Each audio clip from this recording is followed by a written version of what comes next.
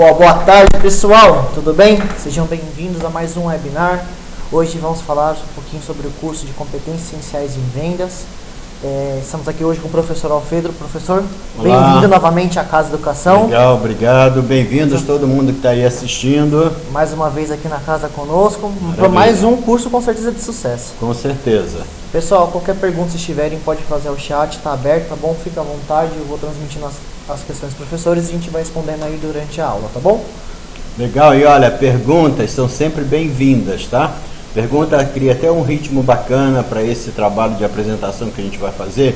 Queria aproveitar já, convidar cada um de vocês, no dia 25 de novembro, nós vamos ter este conteúdo em 8 horas, num formato de curso, onde a gente pode expandir, explicitar, enfatizar, evidenciar aqueles aspectos que são importantes. A gente está falando sobre competências essenciais em vendas. Venda é uma coisa que faz parte da realidade de todo mundo. Existem pessoas que ganham a vida vendendo, existem outras que precisam vender ideias, projetos, porque a venda é algo que é inerente ao ser humano. Eu defino venda, várias outras pessoas definem da mesma maneira, né, como interação e influência. Se é interação e influência, é algo que faz parte da realidade de todo mundo. Então, dentro desta visão, dentro desse aspecto, todo mundo é vendedor, todo mundo é vendedora. A gente vai falar sobre competências essenciais em vendas, mas primeiro eu queria chamar a atenção de vocês para duas informações que são relevantes desse material da Harvard. Primeiro, é uma pesquisa relativamente recente, de fevereiro, foi publicada em fevereiro de 2014, então é algo que tem aproximadamente 5 anos, que é muito pouco tempo, né? Mesmo nesse momento que a gente está vivendo de transformações aceleradas, não é? E é uma pesquisa interessante porque foi feita com 100 mil tomadores de decisão. Uma pesquisa com um universo desse tamanho, com certeza, traz resultados que são confiáveis. A gente sabe que existem outras formas de fazer pesquisa, não é?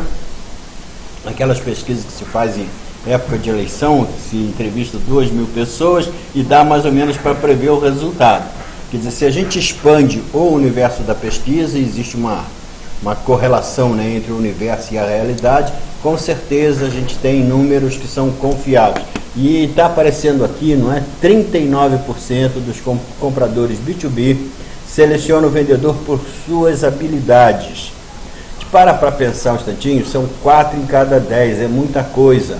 A gente sabe que o comprador profissional, não é? Que é o comprador B2B, ele fala muito de custo, lógico, né? É até muitas vezes uma estratégia, ele fala muito de qualidade, ele fala muito da característica do serviço, mas no fundo, grande parte das decisões são tomadas em função das habilidades dos vendedores e das vendedoras, o que mostra pra gente a importância que isso tem.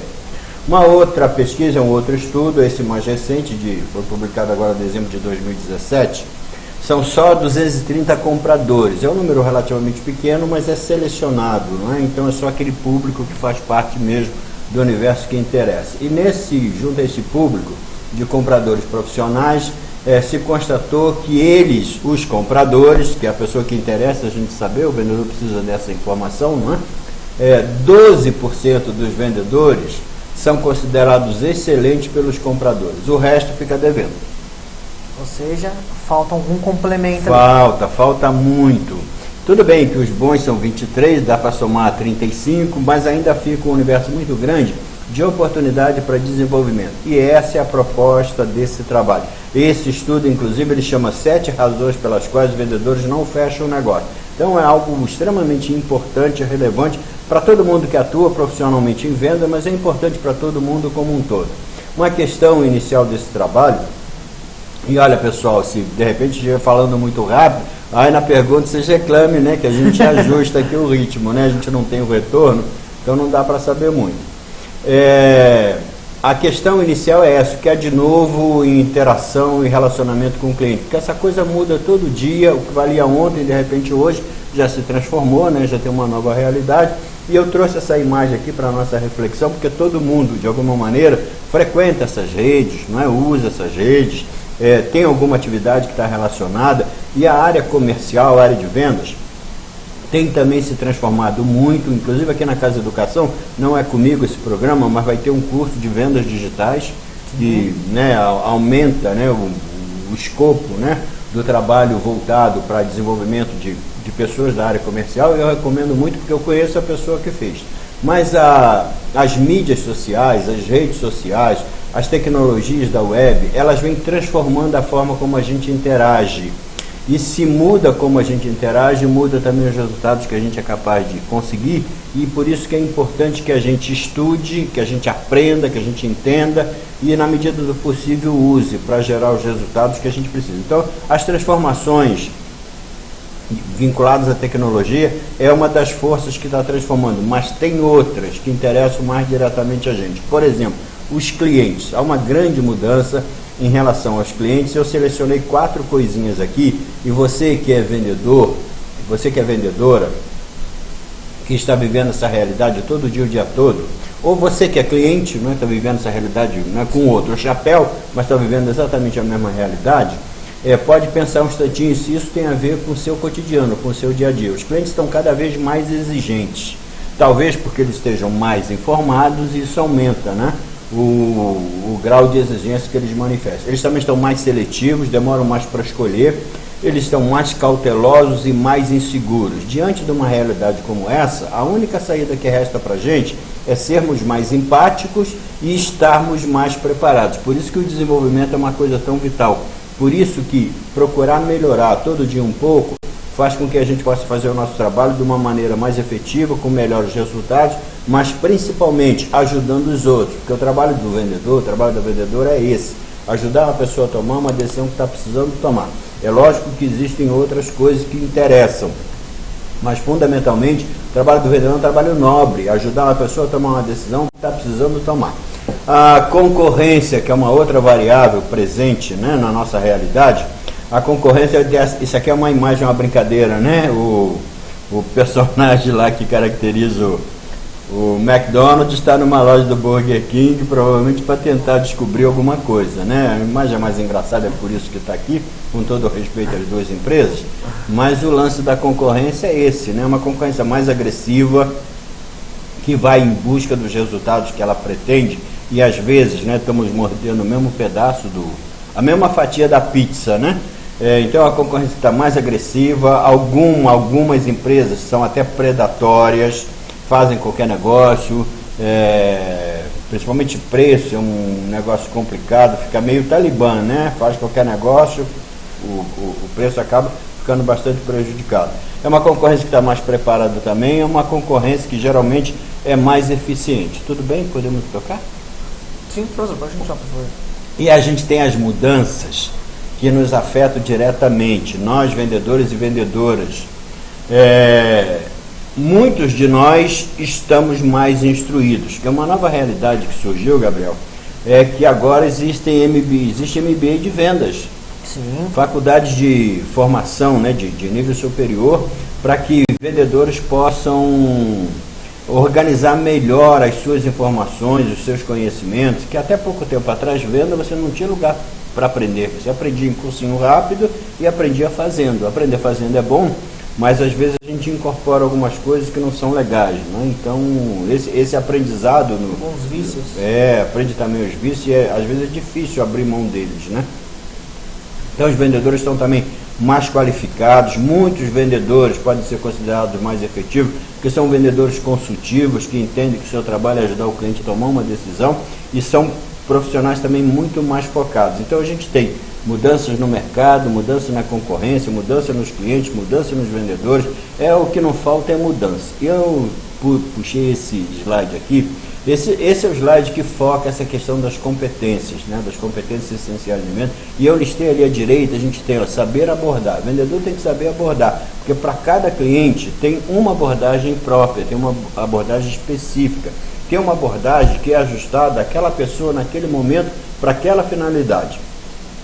Os vendedores precisam também saber interagir, saber conversar, saber receber, saber visitar, saber entabular uma conversação que faça sentido para o cliente, especificamente para o cliente.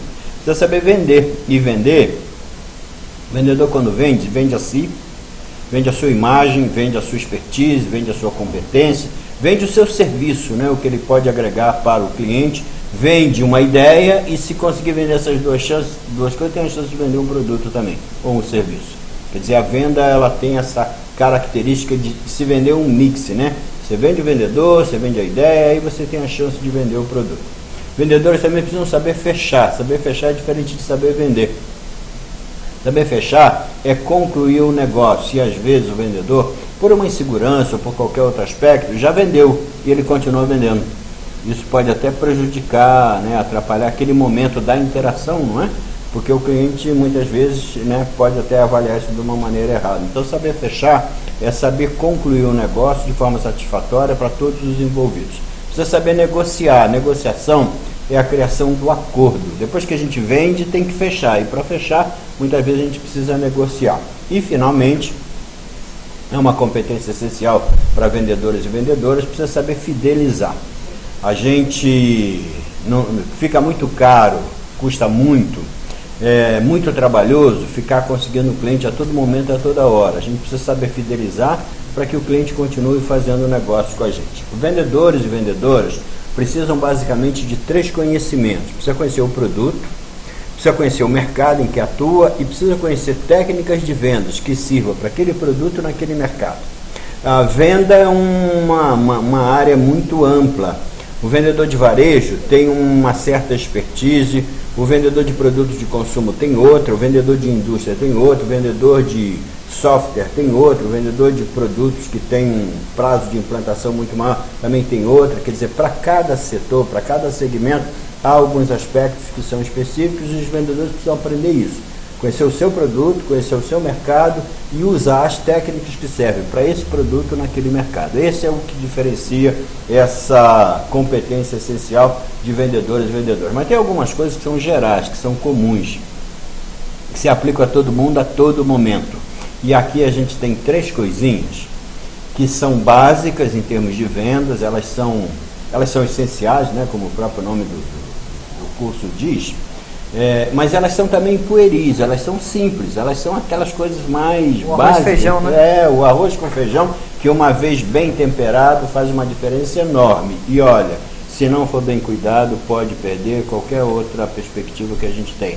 A gente pode ter ferramentas, estratégias, a gente pode ter tudo o mais altamente sofisticado, mas se faltar isso daqui, aí a coisa tende a degringolar, né? Tende a ficar bastante prejudicado. Então é a questão da necessidade, da característica e do benefício.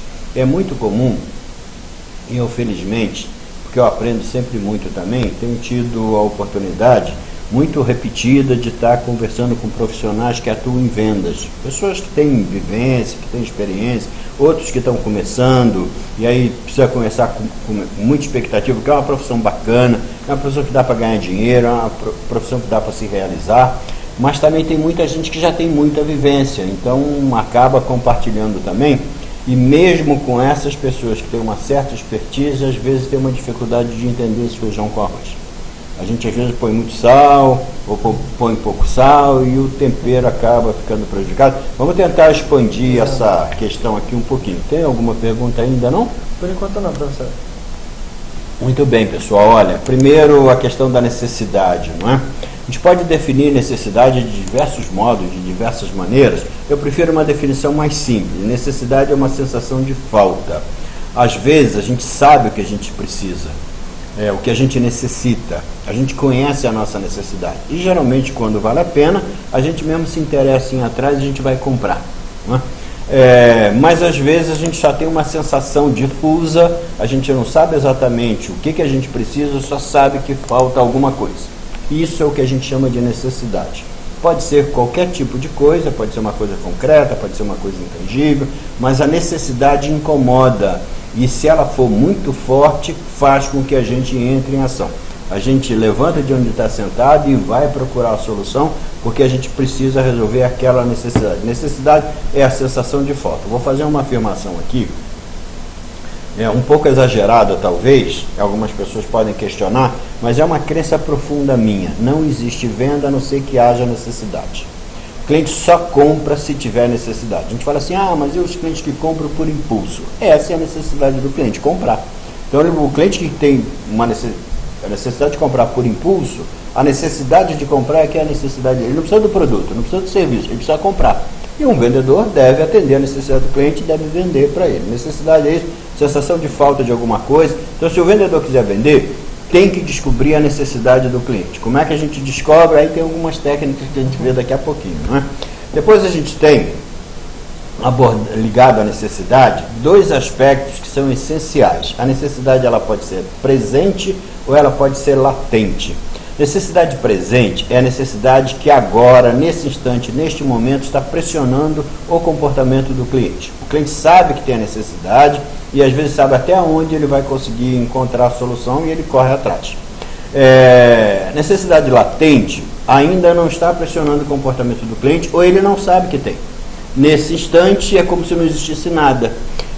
Mas daqui a pouco vai existir. Daqui a pouco essa necessidade que agora é latente vai se transformar numa necessidade presente. E aí que entra o trabalho do vendedor, da vendedora, trazer a necessidade do momento latente para o momento presente. No caso de uma necessidade presente, o trabalho do vendedor é resolver a necessidade do cliente. Precisa atender o cliente, precisa receber bem o cliente, precisa escutar o cliente, precisa conversar um pouco com ele e entregar a solução que ele está precisando. Só isso. Não precisa nem vender, precisa atender bem. Mas no caso de uma necessidade latente, não. Agora a gente tem que conversar, tem que entender, tem que pensar junto com o cliente, tem que trazê-lo para o momento, para aquela situação, não é de descobrir o que é a melhor solução, integrá-lo naquilo e aí junto, sim, encontrar essa solução. Agora a gente tem persuasão, aí a gente tem que vender. Aí a gente tem que dar o plá, a gente tem que fazer o trabalho de convencimento, não é? No caso da necessidade latente, aí que, não é? Por exemplo, no caso de uma necessidade presente, um poste pode vender um produto para o cliente, tem que ser um poste com tecnologia, né? Tipo assim, você vai embarcar no aeroporto, tem lá o totem onde você faz o check-in, né? O totem te atendeu, mas é uma necessidade presente, você precisa fazer um embarque, não é? Mas se tiver que convencer, se tiver que conversar, se tiver que entender, aí não tem jeito. Vai precisar de um vendedor, de uma vendedora, por isso que essa profissão não vai acabar nunca. O outro aspecto que a gente tem, né, que a gente começa com característica, agora com necessidade, agora é característica. O segundo ponto que é importante para vendedores e vendedoras. E aqui eu queria que vocês pensassem junto comigo, pessoal. Se tiver alguma pergunta, eu vou ter prazer em responder. Característica, com este nome, são todos os atributos que um produto ou um serviço possui. Qualquer coisa. Tudo, absolutamente tudo, tangível e intangível, que a gente possa falar sobre um produto ou sobre um serviço, é uma característica. Por exemplo, garantia é uma característica. Preço é uma característica. Dimensão, tamanho, potência, tudo característica. Cor, característica. Aplicação, característica. Características são os atributos.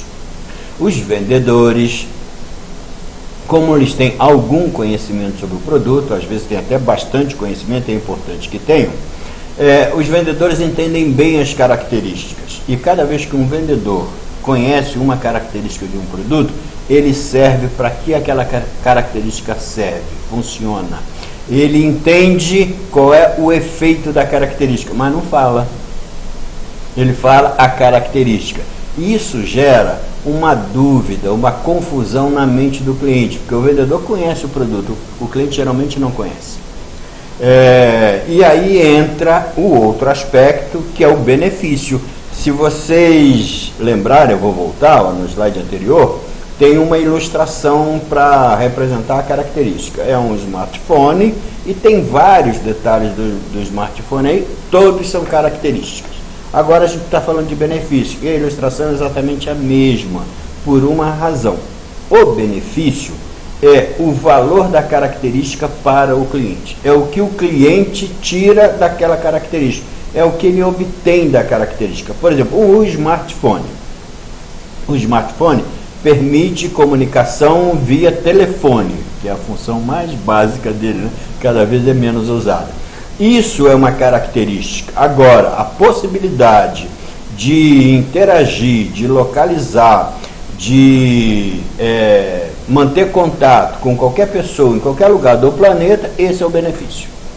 O cliente não compra a característica de fazer a ligação. Ele compra o benefício de poder interagir com outras pessoas que são importantes para ele, seja por um motivo comercial, seja por um motivo social. Então, o que é o benefício? O benefício é a característica falada para o cliente, de certa forma, né, interpretada para o cliente na linguagem que ele entende. É isso. Quer dizer, então a gente tem uma situação que algo está sendo chamado de característica, mas também está sendo chamado de benefício. Quer dizer que característica e benefício são a mesma coisa? De certa forma, sim. Concretamente, sim. Mas característica é o atributo do produto. Não tem um sentido percebido pelo cliente. O benefício é esta percepção. Quer dizer, o vendedor ele fala numa característica e, ao mesmo tempo, na sequência, como conclusão do argumento, ele transforma a característica num benefício, que é o que o cliente ganha com aquilo. Um smartphone, por exemplo, que tem uma certa capacidade, né? Tem lá 32 gigabytes, né?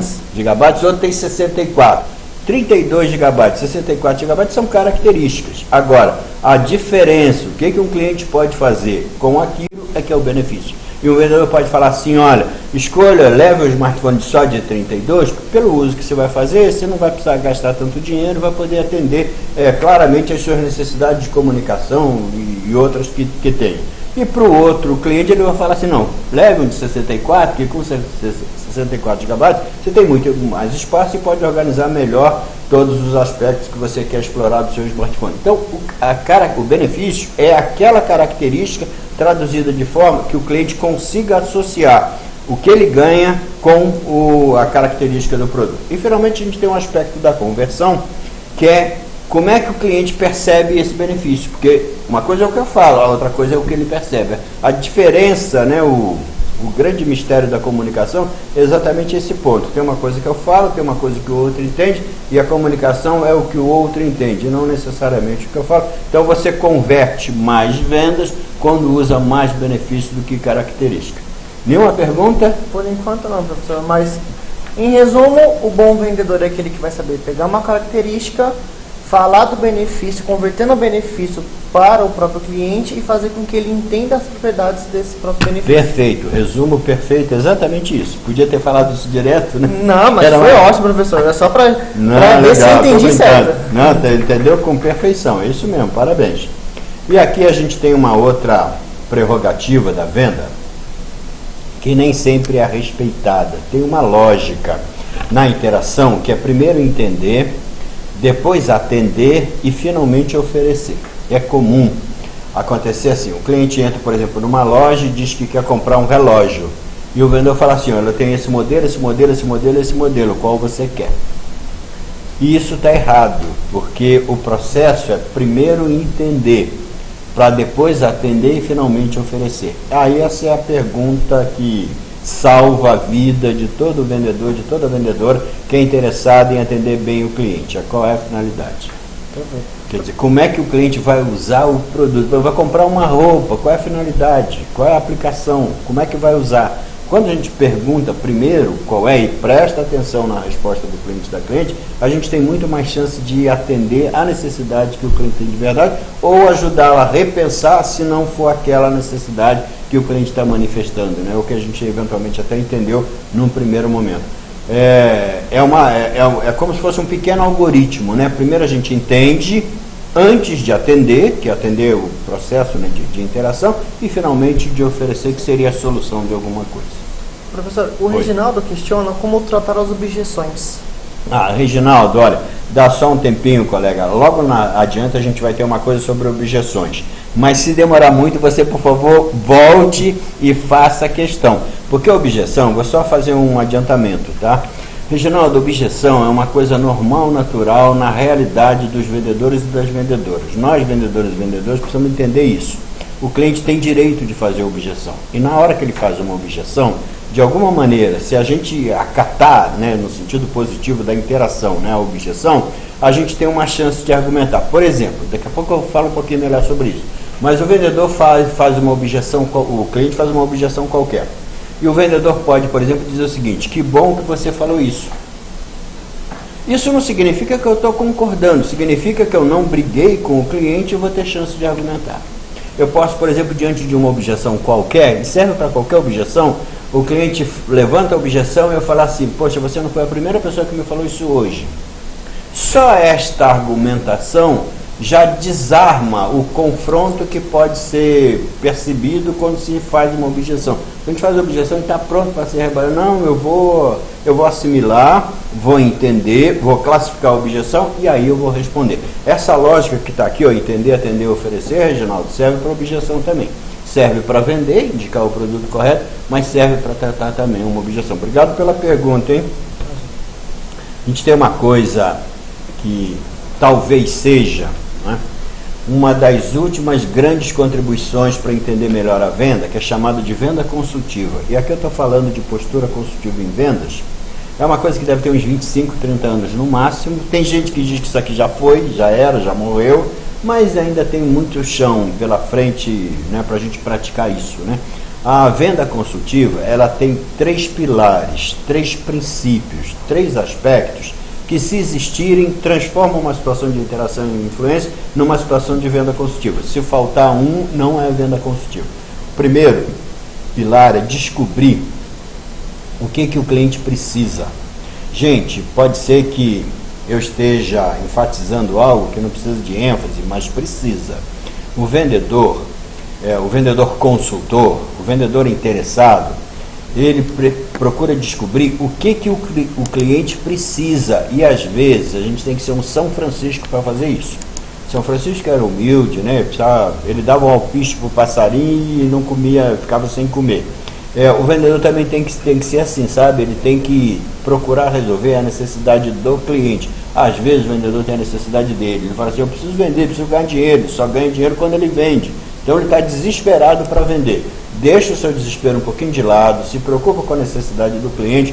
Se a gente não descobrir a necessidade do cliente, não vai resolver a necessidade dele nem a nossa. Não é? Tem uma lógica embutida aí. Então, primeiro, descobrir o que o cliente precisa. Para fazer isso, a gente pergunta e escuta.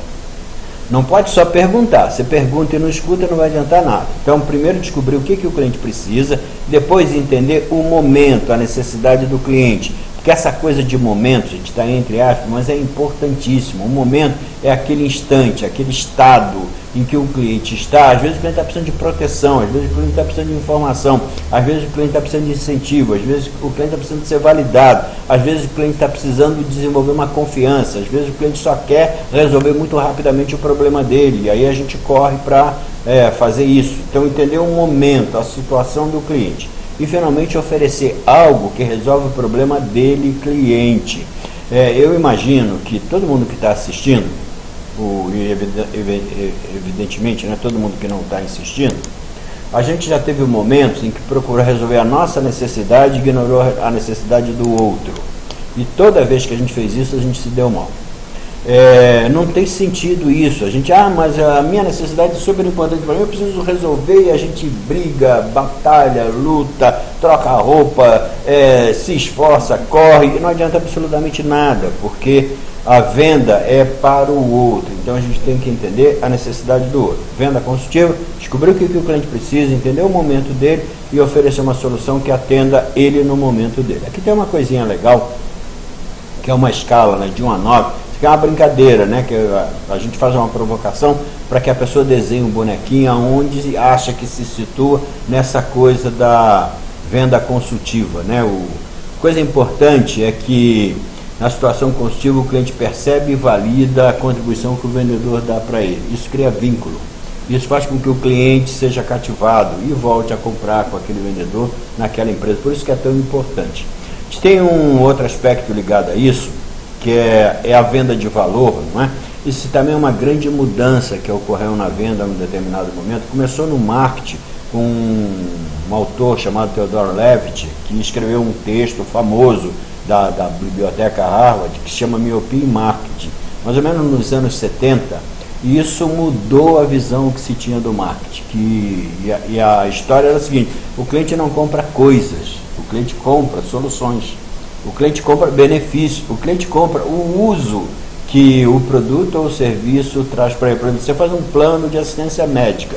Você não está comprando saúde, você está comprando tranquilidade, que se eventualmente você tiver um problema, você sabe aonde você vai recorrer. Se você não tem isso, né, e a nossa saúde pública é um fracasso total absoluto, você fica desesperado, porque você não está garantido, né, você não tem o benefício, né, não conseguiu comprar, é um problema que vai ter que ser resolvido muito rapidamente, porque é muito injusto isso que acontece. Então a venda de valor, tem aqui uma ilustração que dá para perceber bem, não é? Que é uma figura, uma pessoa que está segurando numa das mãos a ideia de lâmpada, a ideia de solução, né? E no outro dinheiro. A venda de valor enfatiza que a gente está vendendo a solução, não o preço de alguma coisa. Preço é uma variável complicada em vendas, porque preço é uma variável objetiva. Preço é sempre igual a alguma coisa. Os produtos e serviços, eles têm preço, estimados em moeda, mas eles têm valor, que é a capacidade de resolver necessidades. E o vendedor que não consegue vender o valor vai ficar sendo obrigado a vender preço. E é muito ruim ter que vender preço, né? Porque o preço puxa para baixo, né? O preço você só vende quando você diminui. E aí complica o futuro do negócio. Lucro, tudo mais. A gente tem uma ideia bacana com vendas, porque vendas é um conhecimento humano, né? Entra psicologia, sociologia, história, economia, um pouco de matemática, gestão, entra um monte de matérias, né, para dar uma contribuição para a gente entender o que é a venda. Mas mesmo assim, venda tem um processo. E essa visão do processo da venda é extremamente útil para que a gente conheça, né, o princípio, o meio e o fim, ter uma visão do todo, né? E a gente faz no treinamento, a gente tem chance, né, de expandir, que a coisa começa com planejamento. O vendedor que não planeja, não vende. Fala assim, mas eu não tenho tempo para planejar, porque planejar consome tempo. E a gente não tem tempo porque não planeja. Sabe, aquela coisa do biscoito que era mais fresquinho, porque vendia mais, ou vendia mais porque era mais fresquinho. Gente, é o fluxo. Você tem mais tempo que você planeja. Você não tem tempo que você não planeja. Então tem que planejar. Planejamento é a coisa mais essencial para você começar vendo. Começa com planejamento, vai para o contato, passa por necessidades. Aí tem esse fluxo, né, que é o processo de venda, que seria a jornada, né, do vendedor e do cliente, termina lá com um negócio feito e depois segue com o relacionamento, porque a venda, a grande sacada, né, pro vendedor é fazer uma carteira de cliente que está sempre comprando. Quando a gente tem uma boa carteira, não tem crise, né? Mesmo na crise, a gente sempre tem alguma coisa para nos ajudar. Como é que a gente está no tempo? Estamos bem, professor. Sempre antes. A gente tem uma coisa bacana em vendas, que é chamado de proatividade. Proatividade na década passada foi o conceito dominante. A gente só falava disso, ser proativo, ter proatividade, como se fosse a coisa mais importante do mundo. É lógico que era muito importante, continua sendo muito importante. As décadas passam, a gente muda o que estava. Agora é sustentabilidade, né, que está na moda, né? Mas os problemas continuam, né? E as soluções permanecem lá como soluções potenciais para os problemas que a gente tem. Então, proatividade, mais do que um conceito, é um comportamento, e quando é comportamento é prática. É um comportamento orientado para metas e coerente com o atingimento da meta.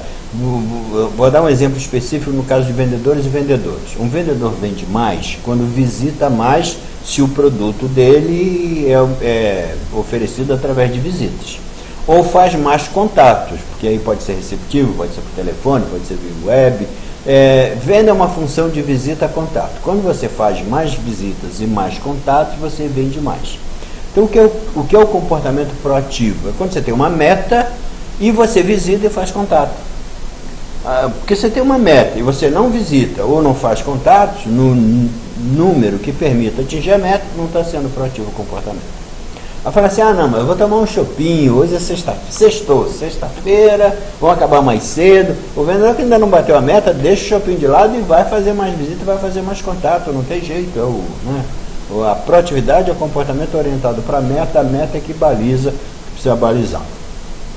As metas são a grande baliza para os vendedores e vendedoras. Eu costumo fazer uma afirmação A gente às vezes fica preso com o politicamente correto, mas às vezes tem que ultrapassar essa barreira e falar a coisa do jeito que é, pôr o dedo na ferida e virar.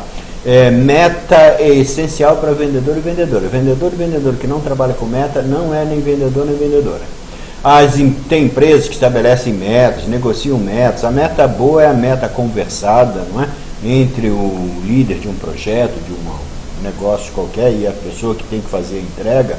Quanto mais conversado e mais consensuado, melhor. Mas a meta tem que ser a meta da pessoa. Então, estou imaginando, né? Eu trabalho numa empresa, minha empresa estabelece metas, se me deram uma meta de 100 mil, por exemplo, e eu esqueço essa meta de 100 mil da empresa e estabeleço a mim 110 mil. E eu vou trabalhar a minha meta de 110 mil. Porque se eu chegar perto da minha, eu passei a da empresa. Não é? A meta tem esse poder. Meta é uma coisa poderosa. Meta baliza, porque a meta, você está trabalhando para atingir a meta. Vamos supor que você tem uma meta do mês. Quando chegar no dia 15, você vê quanto você já vendeu e faz um cálculo. Porque de repente, pode ser que no meio do mês você deva ter atingido metade da meta. Pode ser que seja menos ou seja mais, dependendo de uma característica própria daquele segmento. Tem segmento que a venda é mais forte no final do mês, tem segmento que pode, no começo do mês, ter um peso maior, mas enfim, tem que ser ajustado a cada setor. Aí eu chego lá, no meu caso, a meta é distribuída uniformemente ao longo do mês. Eu chego no meio do mês e vejo quanto eu vendi. Se eu estou mais ou menos dentro do que se esperava, ótimo, continuo fazendo o que eu estou fazendo. Mas se eu estiver muito aquém, tem que aumentar o meu ritmo. Se eu tiver com muita folga, eu posso diluir um pouco os esforços. A meta, o fato de ter a meta e acompanhar, me dá informações relevantes que vão garantir que eu atinja o resultado que eu preciso. Sem a meta, isso simplesmente não existe.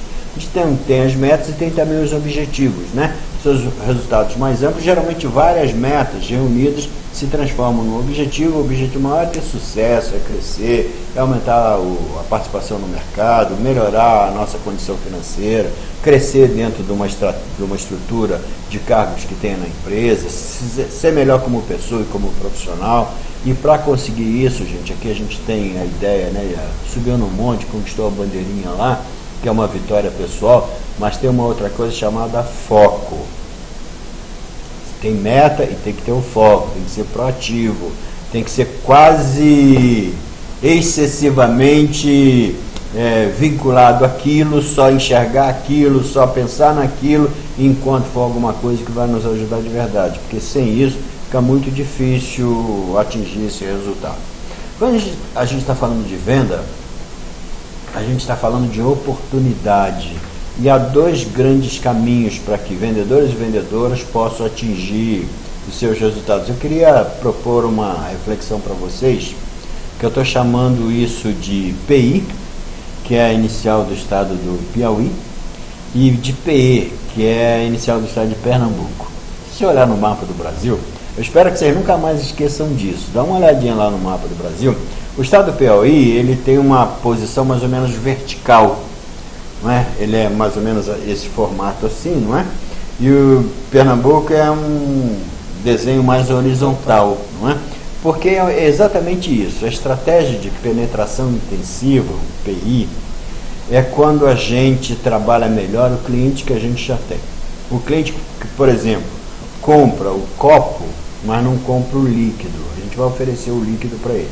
Vai oferecer o protetor do copo e vai oferecer alguma outra coisa que seja compatível com isso, com outro produto que a gente tenha e que seja do escopo dos interesses, das necessidades desse cliente. Penetração intensiva é trabalhar melhor o cliente que a gente já tem. Porque às vezes a gente tem um cliente e atende com um pedaço só do nosso mix e ele pode ser um consumidor de outros produtos que a gente tem. A prática recomendada é investir no relacionamento, para o cliente nos ver, nos enxergar como uma solução para as necessidades dele. E a gente tem a estratégia de penetração extensiva, que é horizontal, onde a gente vai descobrir outras oportunidades em outros mercados. A gente vai procurar outros clientes, vai procurar outros mercados, outras praças, vai fazer coisas que a gente não está fazendo com outros clientes, vai escolher outras estratégias, vai, por exemplo, começar a digitalizar. A gente começa a ver se pode usar, vender por WhatsApp, pelo Instagram, pelo YouTube, pelo LinkedIn. A gente vai buscar outras formas de vender, tanto na penetração intensiva, isso também se aplica, né, quanto na penetração extensiva. Mas penetração intensiva é trabalhar melhor a nossa carteira de clientes. Penetração extensiva é trabalhar melhor o mercado. São as duas formas que a gente tem para aumentar as vendas. E olha, se a gente não fizer isso, não vai aumentar a venda. Se a gente ficar esperando a chuva vir, a chuva não vai chegar nunca. Está falando, Reginaldo, daqui a pouquinho está chegando objeções aí, tá? Está pendente, né? Você me lembra se eu esqueci? Pode deixar, professor. A gente tem as técnicas de venda, que elas são baseadas em emoção e razão, dor e prazer. Há vários estudos interessantes que dizem que é meio a meio. Tem gente que é motivada pela dor, tem gente que é motivada pelo prazer, tem pessoas que são receptivas a argumentos mais formais, mais baseados em razão, tem gente que prefere a emoção. É quase que no fundo, é como se fosse uma síntese, começa com um e termina com o outro. É muito comum haver uma interpenetração desses dois aspectos, né? E aqui em amarelinho, né, no slide está dando, essa é a grande definição de venda: vender, interagir e influenciar. E é por isso que todo mundo é vendedor, vendedora. Você pega, por exemplo, um político, um líder qualquer, independentemente do viés político dele, né? Ele tem lá umas ideias que ele precisa vender. Ele tem que vender as ideias, porque se ele não vender as ideias, a gente não compra. E se a gente não comprar, não vai aprovar. E se entre eles lá, não é? De repente tem lá o executivo, o legislativo, o judiciário, cada um tem que vender as suas ideias. Se vender bem, o outro compra. Se não vender bem, tem disputa, esse tipo de coisa. Professor, Oi. O Reginaldo também questiona qual que é a importância de identificarmos os perfis do comprador. Reginaldo, é essencial, porque é assim, né? Pegando esse amarelinho ali, tá vendo? Vender, interagir, influenciar. Isso é 1 a 1. A gente está interagindo, por exemplo, nós dois agora, não é? Se a gente não identifica o perfil e tem uma intenção, né, de fazer um negócio, não vai conseguir. Isso é essencial, Reginaldo, é muito importante. Não está nesse trabalho aqui, tá? Mas é uma coisa extremamente relevante. Não sei se você está falando de PNL, que é uma das formas de abordar isso. Tem várias outras, né? Tem a questão dos chapéus do De Bono, tem a análise transacional que ajuda a entender isso, mas em vendas normalmente se fala muito em PNL, né? Que é pessoas que são visuais, que são auditivos e que são sinestésicas, e tem muitas aplicações para venda mútua. Se for outra coisa, você se manifesta aí, Reginaldo. Bom, então as técnicas de vendas, elas são fundamentadas nisso, ou em razão ou em emoção. Técnica de venda é uma coisa que depende muito da criatividade do vendedor e da vendedora. A gente tem muita liberdade para criar uma técnica de venda, mas tem, logicamente, um certo número, um grande número até, de coisas que pode se transformar em técnicas efetivas de venda. Eu fiz um pequeno resumo aqui, que é o que a gente experimenta. No treinamento, a gente faz roleplay, a gente faz simulação, a gente faz uma aplicação, né, de todas essas técnicas aqui, e essas são técnicas mais usuais, estão sempre sendo utilizadas ou precisariam ser utilizadas, né? Então tem um primeiro grupo com técnicas que são relativas à postura, como é que a gente se coloca, né, ao nosso comportamento, como é que a gente age quando está interagindo com o cliente e o que a gente fala para o cliente. Então a primeira técnica, chamada de agressividade moral, é a técnica mais básica que existe, e o vendedor que não usa essa técnica tem muito pouca chance de vender. É a vontade de vender, é a persistência.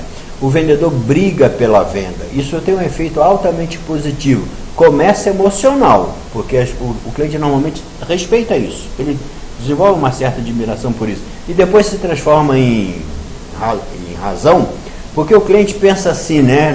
Às vezes até no subconsciente. Cara, o produto ou serviço deve ser bom mesmo, porque senão ninguém se entusiasma, teria tanto entusiasmo, né, em oferecer e brigar pela venda, esse tipo de coisa. Então, vontade de vender é uma técnica que se manifesta e que faz até com que muitas vezes o comprador compre mais do que esperava comprar, porque cria uma espécie de vínculo de laço com o vendedor, com a vendedora. Agressividade moral não é ser agressivo com a pessoa, mas é brigar pela venda, no sentido de querer vender mesmo e fazer a coisa com ética, né, gente? Porque senão não tem o menor sentido. Segunda técnica ligada a esse comportamento, chamada de assertividade, que é demonstrar segurança e gerar confiança no cliente. Uma coisa que todo mundo sabe, quando o cliente não confia, não compra. Então é essencial que a gente gere essa confiança, não é? E faz isso demonstrando segurança, conhecendo o produto, conhecendo o mercado, usando a técnica que serve para aquele produto naquele mercado. O vendedor tem que ter segurança quando vai falar sobre um produto, porque se ele não tiver esta segurança, não vai gerar a confiança que o cliente precisa desenvolver para poder dar o aceite na compra. Depois a gente tem 4 técnicas aqui: oportunidade, vantagem, qualidade e imagem, que são técnicas casuísticas. Elas servem para certos casos, não servem para todo mundo. Por exemplo, essa técnica da oportunidade, que é do momento único, que a gente vê aplicada aí principalmente em publicidade, porque publicidade é um tipo de venda, né? Não individualizada, é mais para todo mundo, né? E a gente vê a aplicação dessa técnica com um grande desperdício, até porque ela não serve para todo mundo, não. A técnica da oportunidade, do momento único, última chance, por exemplo, ela só serve para a pessoa que tem pouca grana e que ainda não tem uma escolha definida sobre o produto. O cliente que não sabe direito o que quer e a grana está curta, ele vai ser sensibilizado por esse argumento. Na hora que o vendedor falar assim, cara, é a última chance, ou você compra agora ou nunca mais vai poder comprar. O cliente fala, opa, e aí corre para comprar. Então esse argumento serve para este tipo de cliente. Para o Reginaldo, fez a pergunta, essa aqui é uma outra abordagem interessante, sabe, Reginaldo? Para classificar o cliente de oportunidade. Dinheiro curto e ainda não se decidiu pelo produto. Depois a gente tem a técnica da vantagem, que é compra e ganhe. Essa técnica, que também é abusada, né, muito utilizada, ela serve para a pessoa que, apesar de ter grana, dinheiro não é problema para ela também ainda não se decidiu pelo produto. Por que para esse cliente a oportunidade não interessa? Porque o cara tem dinheiro. Não adianta eu chegar para ele e falar assim, última chance. Ele vai falar assim, última chance para quem? Ele não tem problema de grana, né? Que a última chance é para quem, né? Quem está mal. Ou se comprar aquilo não vai poder comprar outra coisa, né? A decisão é seletiva. Essa técnica da vantagem serve para quem pode comprar, não tem limitação de dinheiro, mas sabe exatamente o que quer. Ou você vai entregar aquilo para ele, ou para vender outro produto, tem que investir em qualidade, senão não vai ter chance nenhuma. Os outros argumentos não fazem o menor sentido. E finalmente a gente tem a técnica da imagem, que serve para a pessoa que vai ser motivada pela grife, pela etiqueta, pela marca, pelo diferencial que determinado produto tem, e aí vai fazer até um sacrifício para isso. Nem que tenha que comprar uma bolsa falsificada lá na 25 de março, mas a bolsa é Prada, né? Mas vai. E a gente tem as outras técnicas, né? Que são técnicas relativas aos processos de atendimento, negociação e fechamento da venda. Aí é a coisa mais objetiva. Essa primeira técnica aqui, gente, que a gente, na verdade, no curso a gente usa todas, né?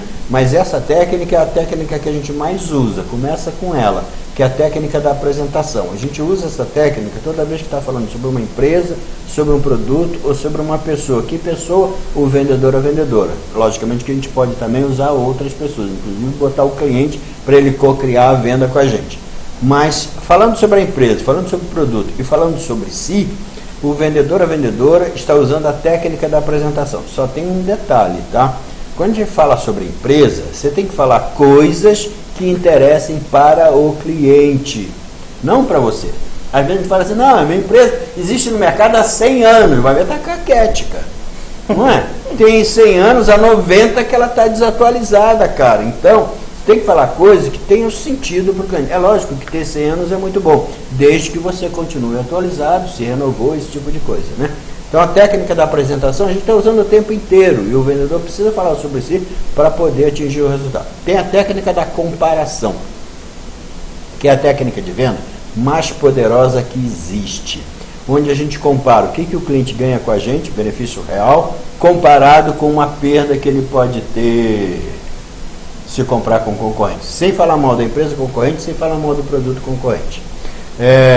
No Brasil não se usa muito, mas está começando a usar. Tem uma pessoa que está vendendo pela televisão maquininha de cartão de crédito Que ele fala, a minha custa tanto, não custa nada, a vermelhinha custa tanto, a amarela custa tanto. É a técnica da comparação. Está usando meio de forma suave, mas é importante. E não tem problema nenhum usar essa técnica, desde que a gente seja ético. A técnica da orientação é quando a gente sugere para o cliente, porque o cliente está precisando de uma sugestão. Se um cliente pergunta, olha, o que eu faço? Você tem que dizer o que ele deve fazer. Precisa sugerir. A técnica do testemunho, quando a gente conta a nossa história, né? E de certa forma vender é contar uma história. A técnica da solução é quando a gente cria condição para que o negócio seja feito. E finalmente a técnica do fechamento, quando a gente provoca a decisão do cliente. Só tem essas técnicas? Claro que não. E aí cada situação vai produzir uma técnica que se ajuste àquela necessidade. Reginaldo, olha aqui a coisa de objeções. Objeções são informações. Objeção é um feedback que o cliente dá para a gente, que significa o seguinte, ele fala assim, vendedor, vendedora, mude seu argumento. Vendedor, vendedora, não entendi. Vendedor, vendedora, não estou convencido. A objeção é uma informação, é um feedback. Quando é uma decisão negativa é outra coisa, mas quando é uma objeção, significa que o cliente está pedindo que a gente faça alguma coisa diferente para que realmente a gente possa produzir um resultado. Aqui tem uma imagenzinha que ajuda a gente a pensar sobre isso. Dentro daquele círculo amarelo, tem uma coisa chamada escuta ativa, dar atenção ao cliente, apoiá-lo, ser assertivo e criar uma solução. Queria falar um instantinho sobre essa coisa de escutativa. Escutativa é assim, você faz uma pergunta, presta atenção na resposta do cliente e com base na resposta que ele deu, você faz mais uma pergunta e presta atenção de novo. E aí você está informado e tem o direito de argumentar. Depois a gente tem 4 outras situações lá. Olha, no alto à direita tem assim, escute o cliente com atenção e interesse. A objeção é resolvida desta maneira, a gente tem que escutar com atenção e interesse. O cliente fez uma objeção, maravilha, ótimo, sem problema, legal, vamos conversar a partir disso. Deixa o cliente falar, não interrompa, porque é normal que o vendedor ou a vendedora, diante de uma objeção, já queira dar uma resposta. É normal, mas é errado, porque a gente tem que primeiro assimilar a objeção, entender bem, descaracterizar o confronto e a partir daí ter o direito de argumentar. Então nunca confronte, argumente com segurança e assertividade e finalmente termine com isso. Considere a objeção como algo que precisa de uma resposta, que a objeção é isso. A objeção é uma informação em relação à qual a gente vai ter que fazer exatamente alguma coisa. E aqui, Reginaldo, eu não botei palavras nenhuma, no treinamento a gente aprofunda isso um pouquinho, se bem que a gente tem aqui na Casa Educação um treinamento específico sobre objeções que dura 8 horas, onde a gente aprofunda muito essa questão de objeção. Mas eu fiz essa ilustração aqui, onde a gente tem 4 naturezas de objeção. E você vai perceber, e os outros que estão assistindo também, que tem tamanhos diferentes das ilustrações ali. A primeira objeção, que tem aquele quadro amarelo e o quadro vermelho, que tem lá pessoas conversando e tem um quadrado e um círculo, provavelmente não vai existir comunicação, é um tipo de objeção que a gente chama de objeção que é sincera, o cliente acha que tem um problema e ele tem razão, ele tem um problema mesmo. Aquilo que ele está alegando é verdade. Essa objeção não tem como resolver, essa objeção tem que ser contornada, como um rio, né? O rio encontra obstáculo, ele não vai diante do obstáculo, ele contorna o obstáculo e segue o curso dele. E a gente, diante de uma objeção dessa, a gente fala assim, olha, é verdade, você tem razão, é isso mesmo, mas em compensação aí você apresenta outras coisas que você tem que superar aqui. Depois a gente tem essa ilustração da banana azul, não é? Que a gente chama de objeção sincera e infundada. O cliente acha que é um problema, mas não é. Isso aqui é uma banana, tem vitamina B, C, D, H, I, J, potássio. É uma banana, cara, mas é azul, tudo bem, mas é banana. Então a gente prova que banana é banana, então não é uma objeção. Essa é a objeção que a gente resolve. E a gente tem essa última ilustração, que é a pessoa que tem direções, não sabe o que fazer, essa é a ideia que a ilustração dá, que é uma objeção que a gente diz que é insincera e infundada. O cliente não tem objeção, aquilo não é um problema para ele não é verdade aquilo também se fosse, e ele manifesta a sua objeção porque ele está na dúvida de alguma coisa, não sabe direito o que é. Esses 3 tipos de objeção aí, por isso que as imagens são pequenas, uma em cada 10 tem essas 3 naturezas aí. Uma do primeiro tipo, uma do segundo. E a gente tem essa ilustração maior, 7 em cada 10 é desse tipo. São as objeções insinceras fundamentadas. Não é o problema real do cliente, mas tem lógica. O cliente levanta uma objeção desse tipo, a gente fica perdido, porque se você resolver essa objeção, ele vai fazer outra. Porque não é um problema. Ele não está confortável para dizer qual é o problema real, ele levanta essa objeção. Para esta objeção, se a gente achar que é ela, e a gente vai saber isso, estiver prestando atenção na conversa com o cliente, a gente tem que fazer as perguntas, e aquele famoso 5W2H, que é isso, né? O what, when, who, why, how, how much, que em português é o que, como, quando, quanto, quem, onde, porquê. A gente faz essas perguntas, e cada vez que a gente faz uma pergunta dessa, o cliente tem que dar uma informação para a gente, e a partir daí a gente tem muito mais condição de chegar lá. Quando a gente tem os benefícios, tem o fechamento tem várias formas de fechar, várias. Aí depende, não é muito casuístico isso, cada caso é um caso, mas a gente tem aqui algumas técnicas legais. Por exemplo, a técnica do resumo dos benefícios. A gente está conversando com uma pessoa, está interagindo, ele fez perguntas, a gente deu respostas, ele teve dúvidas, a gente respondeu, a gente sabe alguma coisa sobre aquele cliente, a gente sabe o que ele de alguma maneira denotou, deu a entender que isso é importante para ele. Aí a gente faz um resumo dos benefícios, a gente fala assim, olha, já que o produto tem isso, tem aquilo, tem aquele outro, vamos fechar?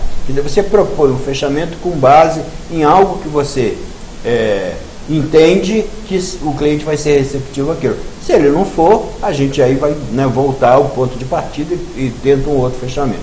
O fechamento de aumento de valor é quando a gente vai acrescentando valor, valor de uso, de benefício ao cliente, ao produto, e num determinado momento a gente fala, como está aumentado o valor, a gente propõe o fechamento. Comparação de valor, que é a técnica da comparação, que a gente já falou sobre ela, e finalmente o duplo alternativo, quando a gente pergunta, você vai beber o copo com água gelada ou com água natural? Se ele responder natural, você vendeu, se ele responder água gelada, você também vendeu. É mais ou menos isso, a gente, quando vê no curso, consegue fazer isso de uma maneira muito mais efetiva.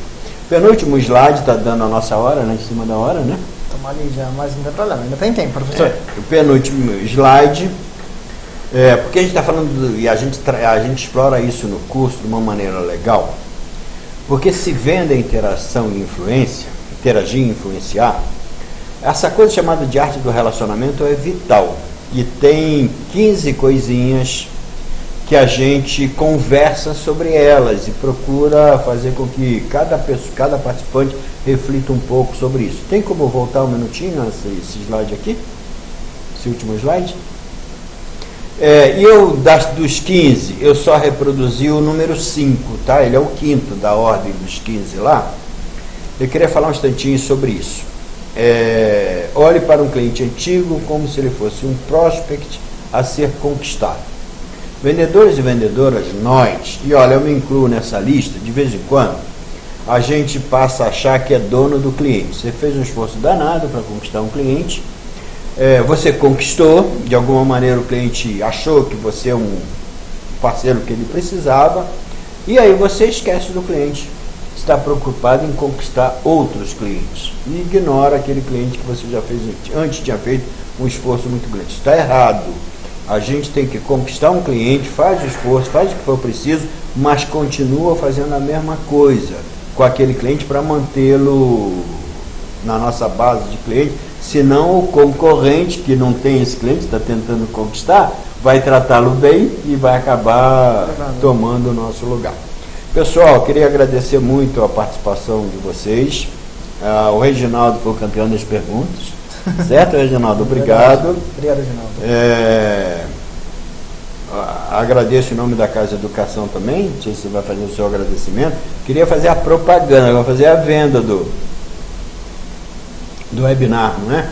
No dia 25 de novembro vamos ter aqui um treinamento participativo, um treinamento aberto. É bacana porque as pessoas trazem a experiência deles, todo mundo aprende, todo mundo ensina no treinamento aberto. E venda é uma área em que sempre dá para aprender alguma coisa. Coisas importantes, coisas relevantes, coisas úteis para a gente usar no nosso trabalho, ficar mais contente, ficar mais feliz e ganhar muito dinheiro. Muito obrigado. Professor, o Reginaldo mandou um abraço para o senhor. Tá, muito obrigado a presença de todos por ter assistido nós aqui nesse mais um webinar com o professor Alfredo. Beleza. Como ele disse, então, dia 25 nós temos o nosso treinamento. Fique à vontade para acessar o nosso site www.casaeducação.com.br. Pode entrar em contato através do e-mail também, o contato@casaeducação, que é algum de nós consultores já podemos lhe auxiliar e indicar em relação a fazer a sua matrícula, fazer a inscrição. A gente entrega a fichinha pro professor e fala assim, olha, você estava no webinar. E aí ele já dá até uma animada maior, inclusive tava no webinar, já tem na sala. Reginaldo, venha dar esse abraço pessoalmente, hein? Com certeza. Grande abraço para todo mundo, muito obrigado. Muito obrigado, uma boa noite.